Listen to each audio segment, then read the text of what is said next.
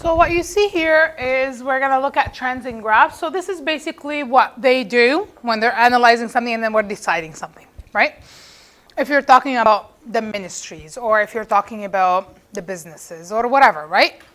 Any job that require collecting data to see better performance or for quality assurance or whatever, they look at graphs so they can decide on what's the next step. What can we do to improve, right? So what you see here is I've given you a graph, but the graph is already split for you, right, into different years. All right. How do we split that graph? We split it according to when do we see an increase, when do we see a decrease, when do we see a stop, right, or a plateau. So that's why it's kind of like split like this, where you have from this year, right, because we see an increase, right? After this year, we saw a decrease. So that's why we split it until here, because there is a decrease. And then we see a plateau. That's why we took this part. And then we see an increase. That's why we took this part, and then a decrease, right? So that's why we split it this way, just to see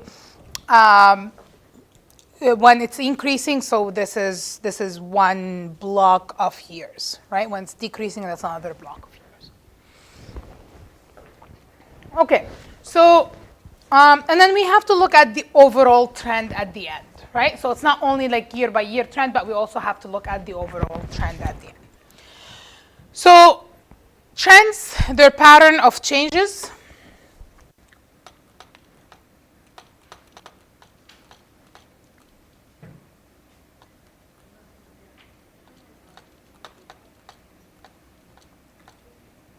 In a graph, and they're used to justify decisions and make predictions. So this graph shows the number of births in Ontario from 1945 to 2005. Describe the trends in the graph. Trends occur in three broad groups. So we know that the three broad groups are increasing, decreasing, or plateau, flat, where there's no change.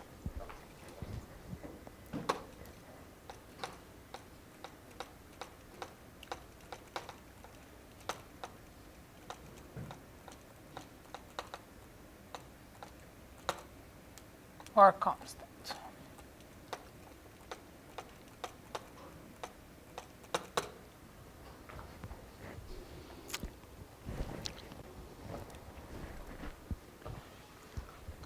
So divide the graph up into intervals of time to match each of the broad groups. So from 1945 to 1960, so we see 1945 to 1960, right? So that's your A value, that's your A graph. What do you see? Can you tell me what's happening there? It's increasing. So we see kind of like a slow increase at the beginning, but then we see a steep increase after that, right? Number of birth increase. So that's between 1945 and 1960. These are the baby boomers now, right? This is where we had a lot of birth. We remember that? Probably not. You guys don't remember it, right? But we know, you've heard of the baby boomers, haven't you? The people who are like now around the 70, 80 years old. Yeah. Okay.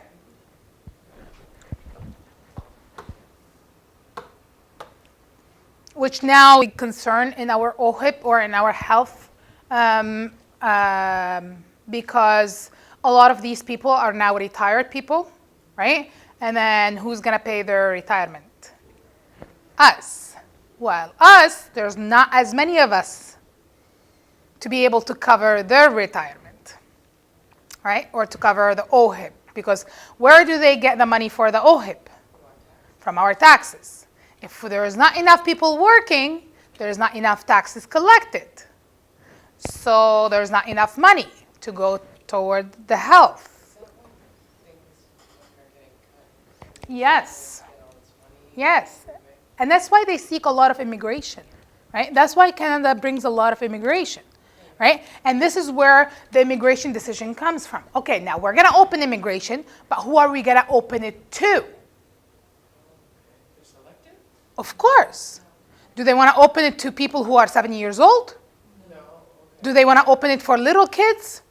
Do they want to open it for families with kids? Do they want to open it for single people? Who do they want to open it to? Do they want to open it to people who have trades? Do they want to open it for people who have other kind of education? What do we need? Right? So these are the decisions that they have to make. They don't, that's why they do like every 5 or 10 years or whatever, they change things. Are we going to give the citizenship to people in 3 years or in 4 years? Do they have to do it this? Depends on their needs. Depends on the government's need, they make decisions. Right? Yeah. And then they open it to certain places. So for example, Ontario now is had enough. They don't want any more people in Ontario. So they don't open it to Ontario. They open it to Saskatchewan, for example, because there's not a lot of people in Saskatchewan. Right? That's why there's different things. Right? Different. People end up like a lot of Asian ethnicities out in like Vancouver. Mm-hmm. Yeah, because they open it to that location. Right? So if we look here, so we have the number of birth rapidly increases to a maximum of, you see that the maximum, like it went literally from almost like, what is that? Less than $100,000 birth to 160,000 birth. So that's 60,000 people were born, more per year, right? Within like, 10 years? Or 15 years, right? 15 years, so 60,000 people, that's just in Ontario. Right? That's a lot. So the number of birth.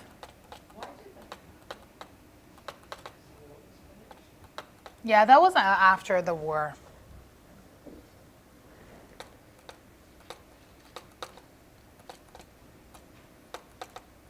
Now that question we have to ask to the history teacher. So you can go get Mr. Steve. War is not good.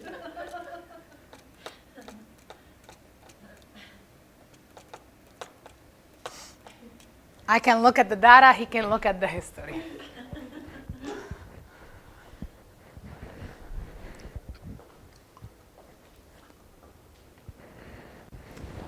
Then from 1960 to 1970, we saw a decrease, right?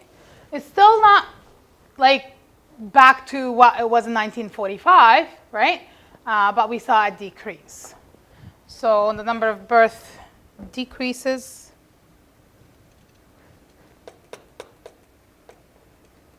It decreased rapidly first.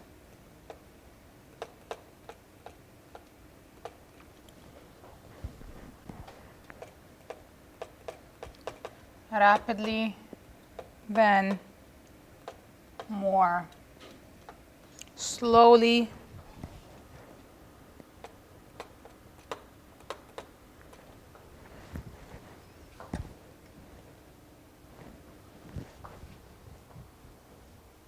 And then we see a little bit more rapidly after that. So rapidly because that's like a higher steepness, like more steep in that, I think that's a 5-year window, yeah? Yeah, right? And then in this 5-year, we see only a very, very small decrease, but then a little bit more rapid decrease after that.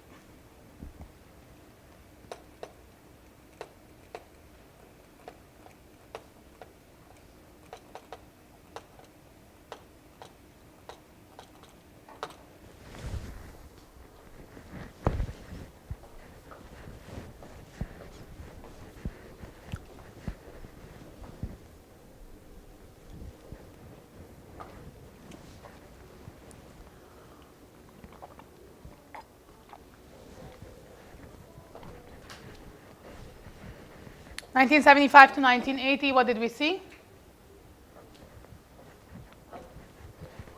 A flat, so it was constant, right? Some number of births are constant, no change.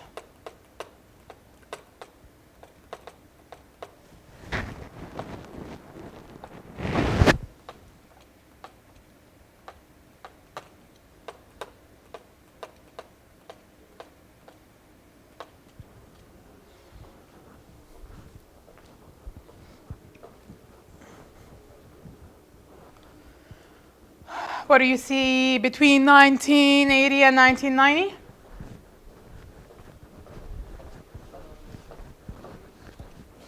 So we saw that increase slowly at first, and then it was kind of more rapid, right? So at first it was like a little bit of increase, but then more rapid after that.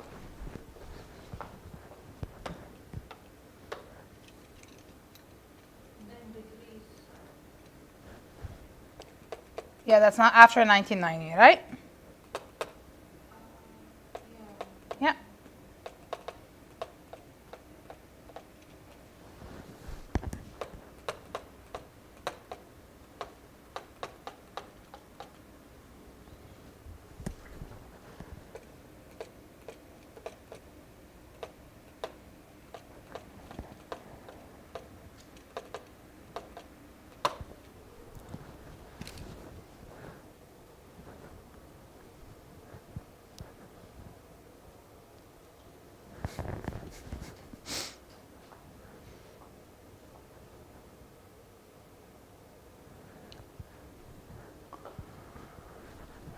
And then what do we see between 1990 and 2000?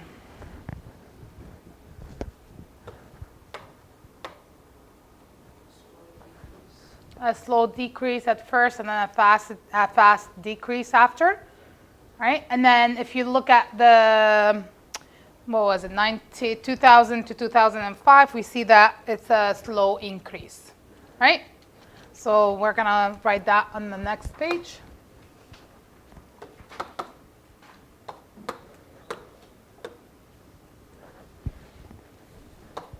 So the number of births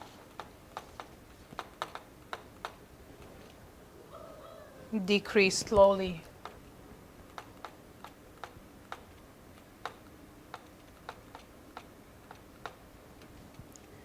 Then more rapidly.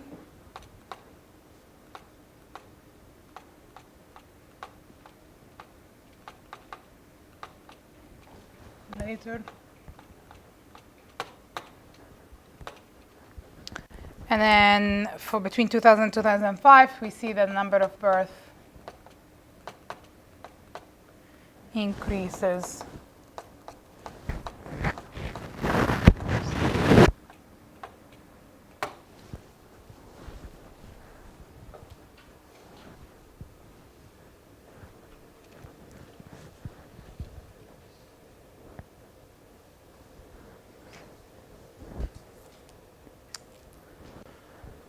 Okay, another type of questions that you might see is also looking at a graph and then comparing different graphs, right?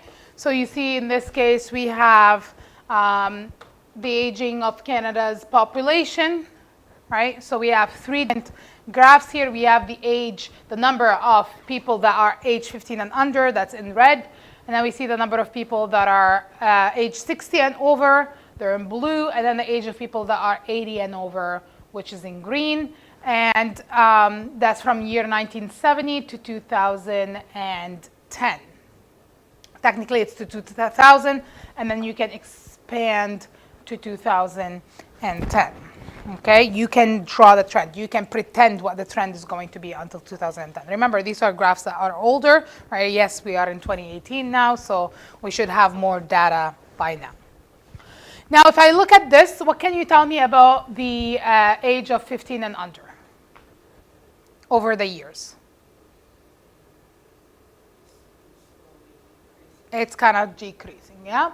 So they're decreasing from about 65 million, right, to about what? If I look here, to about just below 6 million, right? Altogether over the year. So right here is just basically, right here is just below 6 million, right? We saw a decrease and a little bit of increase, right, over the years. How about the age 16 and over? Increasing. Again, these are the baby boomers, right? So they were younger in 1970, but now they are, there is like a huge increase, right? From 25 million to, 2.5 million to about 5 million, right? So that's almost double. That's double. They doubled, 16 years and older. Okay, and then the 80 years and over, there is a slight increase, right? Well, there is an increase from almost nothing to about 1 million. Yeah. Now we know that. We know that's because we have better health now, right? There is more medication. People are not dying from the flu, right? As much as they used to before. There used to be a lot of sickness going around, and then people will die because there's not enough, that there's not medication, or there's no cure for a lot of the diseases that we have right now, right? So you're talking 1970. Okay, so use the graph to predict the number of Canadians in each age group in 2010. So the question is asking you to predict what's going to happen in 2010. So you're going to have to kind of follow the trend, right? So you see that I have extended these graphs. So we see because this is increasing slowly, so we're going to keep increasing it slowly, okay? Because this is increasing fast, we're going to have to keep increasing fast. Remember, this is a prediction, right? So we're going to follow the trend. What we saw here, we saw a decrease, then we saw a plateau, a little increase, but then we're seeing a little decrease here. So we're going to decrease the 15 and under. And it makes sense because a lot of the people right now, they're not getting married as early as they used to back then, right? Back then, 15, 20 years old, 18 years old, they get married, they have kids, right? Now, no, they want a career first. They want to have fun, they want to travel, blah, blah, blah. And then when they're 40, they decide, or when they're 35, or when they're 38, they decide to get married. How many kids are they going to have? 1, 2, right?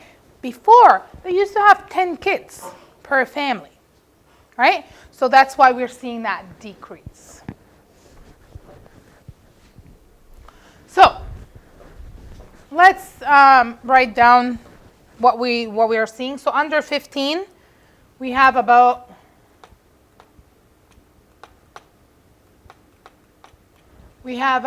what? What are we pretending? About what? 5 million? Yeah?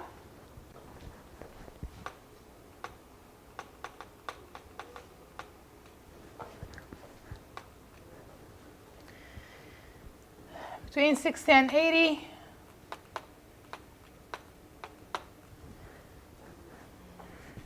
What do you guys think? 6.5, 6.2 maybe?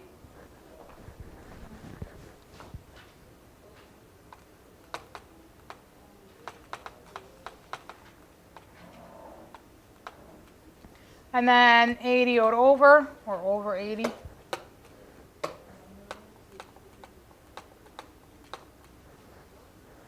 We have about 1 million, yeah?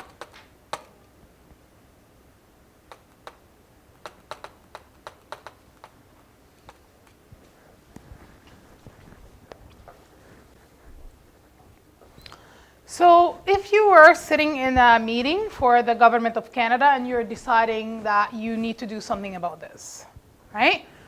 What decision might the Canadian government make in response to trends in the graph?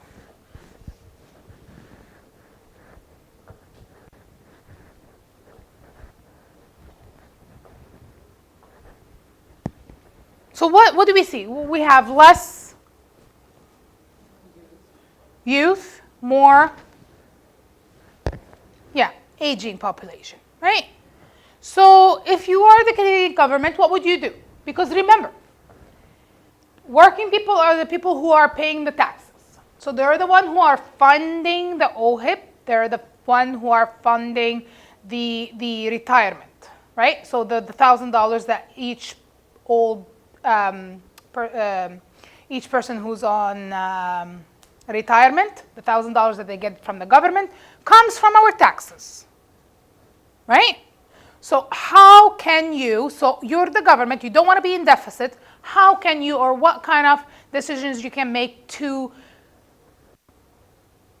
Raise taxes. you can raise taxes, okay, people will not be happy with you, okay. Like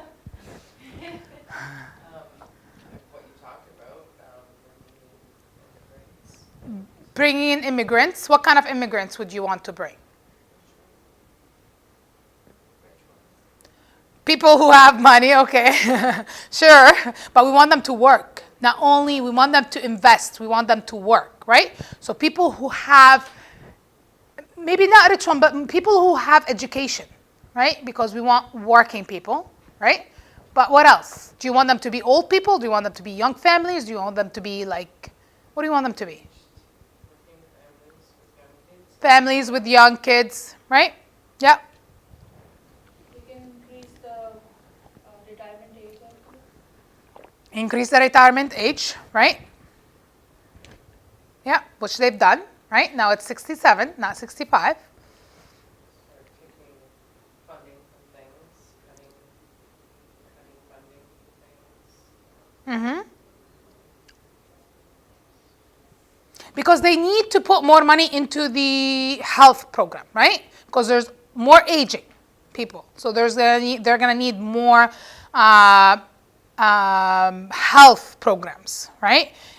From old age homes to more spaces in the hospital to more treatments and things like this, right? Okay, so let's write these down. Let's see. What do we have? What did we say? Increase immigration, right? Increase retirement age, improve health and social security programs.